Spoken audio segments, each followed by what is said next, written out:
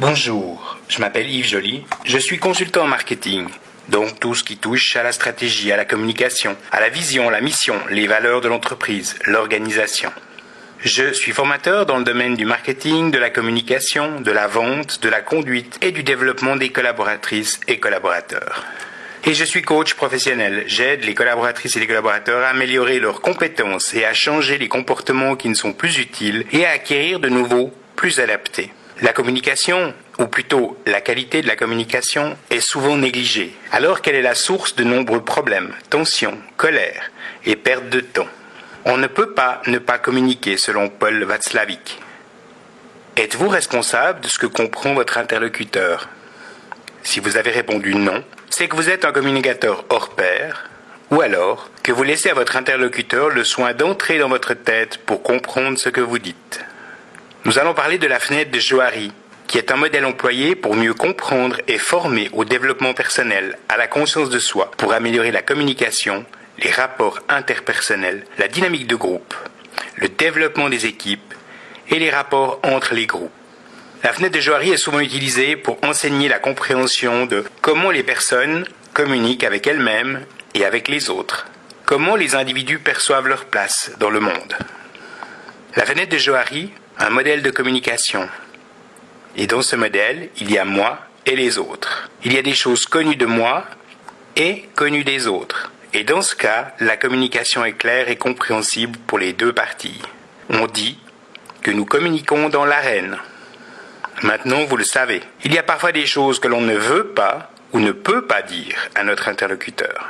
Et dans ce cas, une partie de la communication sera cachée derrière le masque. Plus drôle maintenant, il y a des choses sur nous qui parfois sont connues des autres et qui nous sont inconnues. On parle ici de notre angle mort. C'est par exemple une qualité que les autres vous reconnaissent, mais pas vous. Et il reste la partie inconnue de tout le monde, qui est la partie inconnue ou inconsciente de notre esprit et qui n'est pas représentée ici à l'échelle, puisqu'aujourd'hui les chercheurs avancent que nous n'utilisons que 3% de nos capacités. Pour diminuer le masque et mieux communiquer avec les autres, apprenez à donner du feedback. Pour diminuer l'angle mort et mieux comprendre l'effet que vous provoquez, demandez du feedback. Lorsque vous donnez du feedback à quelqu'un, vous lui donnez des informations précieuses sur vous, sur ce que vous pensez de ce qu'il a fait ou dit.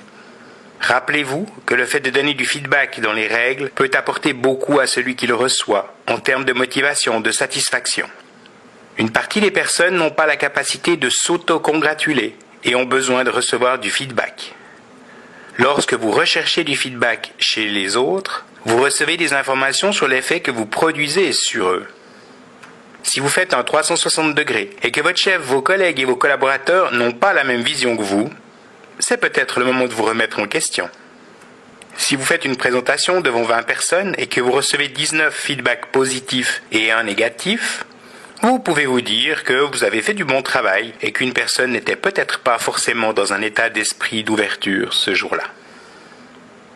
Si vous utilisez le profil de comportement DISC Persologue ou d'autres, les couleurs qui se trouvent en dessous de la ligne sur le graphique sont cachées derrière le masque et ne sont donc pas visibles pour vos interlocuteurs.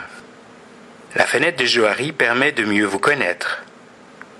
En améliorant la qualité de votre communication et en donnant un maximum de vrai feedback aux autres, en découvrant votre angle mort grâce à l'écoute et l'observation des autres, et en demandant des feedbacks et en écoutant les critiques constructives et les conseils, et en développant votre air encore inconnu.